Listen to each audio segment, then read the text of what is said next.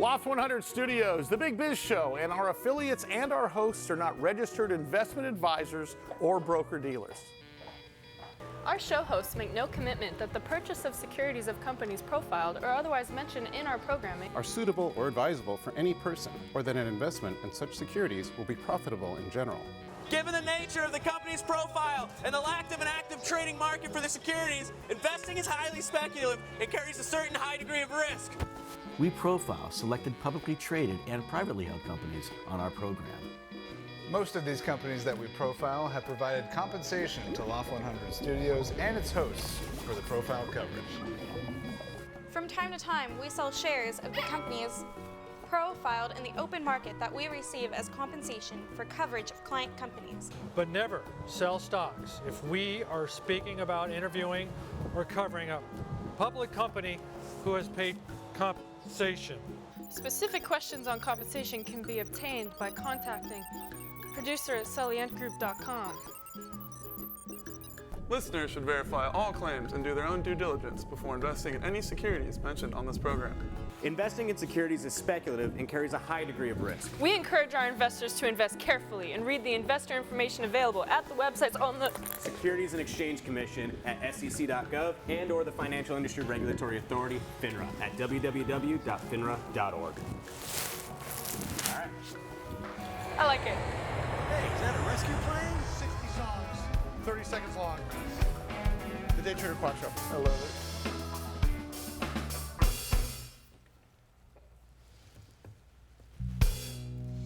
Hey, Alan, nice to meet you. Sam. I was just doing aerobics there for a second. Hey, great to have you along today. Will you announce the show, please? It's the Big Biz Show. We continue, we roll on. Why? Well, listen, I thought you had just started there. I was bantering with the Big Biz Show rolls on. Yes, you can. How long have you been a broadcaster? Over 28 years. Okay, it's funny how I met him 30 years ago. You don't remember those first 2 years, do you? I knew it. Well, it was, He and I met on Mike was doing a really earth-shattering show, Greg. I was doing a talk show. I was doing a thing called the Big Ass Biz Show. It used to be called the Big Ass Biz Show. And they changed it. I was in the Big Ass Biz Show. Mike sees me, if you want to get in the radio, just be there. Be in the room. 1,000%. I mean, if you're a receptionist, you'll have pudding pants on for some morning show within 5 years. I'm not kidding. You'll be a show tool. Yeah. I was walking through the hallway. Mike goes, hey, you, can you co-host with me? Are you off? I just did 3 hours. I mean, 3 to 6, drive time. Well, yeah, what's your name? He was, Yeah, a little more. I'm just saying. You said to me, I've got a new show, super impactful show. What was the name of the show, Mike? All about golf. And my co-host. All about golf. All about golf. Who was your co-host originally? Who quit? It was a guy who Carl DeMaio? who worked at Saquon in the golf shop. Saquon is an Indian gaming casino. Yeah, sorry.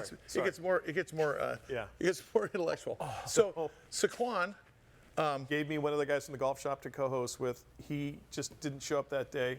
So I was like, oh my God. Because it's an option. Yeah. I'm like, oh, no. I can't talk golf for an hour by myself. So Sully's walking down. I said, hey, you. Do you know anything about golf? And Sully goes, but what do I do? Yeah, and I go, perfect, come on in. And we spent an hour talking about everything but golf, making each other laugh, and that's how I got to know him. Okay, who made who laugh? I was like stone-faced all the time. Can I ask you, it says, there's a couple of spots in radio. Drive time's the morning, right? Yes. 6 to 10. Yep. Hey, everybody, I'm Mike Costa. That's the morning zoo. Yep. Which, by the way, we got a phone call about. I got to talk to you guys about. And then there's the afternoon drive, 3 to 6. Means drive means I'm driving home. And the idea is, you punch in your radio station, you get out of the car. It's on the same radio station when you get back in your car. Yes. And they're talking 1-800-999, right? Yeah. So Monday through Friday drive time, morning.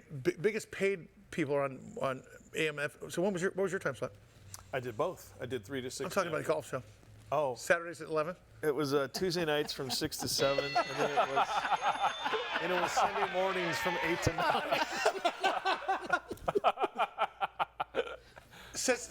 Have you ever listened to radio unless you're up on Saturday all night?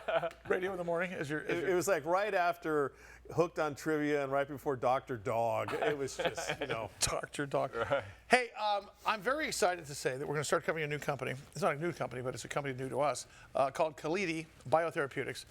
They're publicly traded on the stock symbol CLDI. They're right here in San Diego. I'm so impressed with their CEO because every time I see a CEO of a public company, They were probably hired by a third party. They rarely actually founded the company, and they rarely have skin in the game. And skin in the game means, well, I spent 45 hours on this, man. I should get, The other piece of this thing is this guy's the most reasonable guy regarding how this thing started, because in looking at deals, if I pitched Allison a deal on, I got Sully's Tequila Factory, and I don't have any revenue, I have no money in, it's worth $50 million. And Allison's gonna say, how many chairs and tables do you have? It's worth about 25 grand. This guy understood the valuation process of a pre-public company. He created and adopted a therapy. He put $11 million in the company. Talk about skin in the game. My new favorite person, Alan Camaisa. How are you, sir? How are you doing, Sully? I'm doing good. I feel like I'm in trouble. Say Mike, step into my office. Just say Mike, step into my office. You would tinkle if you said that. I just did. First of all, we're going to be covering this company. I'm so excited to do so. Their website is calidibio.com. Stock symbol again, CLDI. Take us from the beginning, how this thing started. Started thanks to my wife at the Del Mar racetrack when they said this old man's got the cure for cancer. He was about 75 at the time. He's 80 now. And so he hit me up to invest, and I said no. He was running Genelux, and then the second time he had another company using stem cells to deliver a virus. And I said, wow, that sounds magical. My dad had cancer. So when our loved ones have cancer, you're always looking for something better out there that's not traditional. You're looking for cutting-edge therapy, and I thought this has a lot of promise. Nothing like when a public company starts at a racetrack, I'm just going to say. Hey, business happens. Let me ask you this. How did you conduct due diligence on this company? Because obviously, some old man has a cure for cancer, and you obviously have had some success in your career. You invested in a number of companies. What is your process? What's your BS detector? What is your process in terms of figuring out what the metrics are? So this is a go, because you created a public company out of this. Well, a lot of it is, in this particular case, I surmised that he had the best technology. I knew he was a real scientist, highly publicized in his findings. I knew he was good in science. One thing I didn't know, he was terrible in business. So what I did get right was the science is solid and tremendous. What I didn't get right was his business skills. Like if you go 1 to 100, it's 0.5, and science is probably 99. Is that Mike? Let's get to Calidi. So let's talk about what is the malady, what's the treatment, and how are you different from the sea of biotech companies that we have here? But you may be watching us in New York City. You may be listening to us in Dubai or viewing us in Opelika, Alabama. San Diego is a clean tech company and a biotech company. You're in the middle of it. What makes you bigger, better, faster, stronger, cheaper, or more robust? Yeah, it's a good question. So there's a whole new paradigm of getting the immune system to kill cancer. How do you activate the immune system? So one active ingredient to activate your immune system is called an oncolytic virus. Oncolytic virus. Oncolytic virus. It's just like when you have a cold virus, your body naturally defends and beats it, right? Well, you inject a virus in a tumor, the virus kills the tumor cells, and then the immune system gets activated trying to kill the tumor because it sees this foreign virus. Cancer grows unabated because the body doesn't recognize it, right? But it recognizes a virus. So where we're different is we're the next generation. We figured out how to use stem cells to deliver the virus so that it allows the virus to be protected long enough to kill tumors. Are we using our own system to create that immune, what you're talking about, somewhat of a vaccine, if you will? Yes, so basically it activates what happens when you have, I don't want to get too technical, when there's oncolysis, you have the antigens that go out and educate T cells, and T cells go out to kill distant tumors. So it is a vaccine. Once we inject you and we kill that tumor, then any recurrence of cancer is eliminated, because we're really we're unlike chemo, where you just bomb it, radiate a certain area. Is this intended for solid tumor cancers or also blood cancers? We are really successful so far in solid tumors. We plan to continue that. We have some research going on in non-solid tumors right now, so we're addressing both. Here's what's encouraging about that. If you have a way to deal with one solid tumor cancer, you potentially could have a way to have that same drug handle all solid tumor cancers in one way or another, correct? Absolutely. We call ourselves universal because stem cells, the magic thing about these stem cells is they travel to anything damaged to repair it. So it doesn't need a receptor. It's almost like throwing water on a bunch of cracks in a segment, it'll go naturally to the cracks.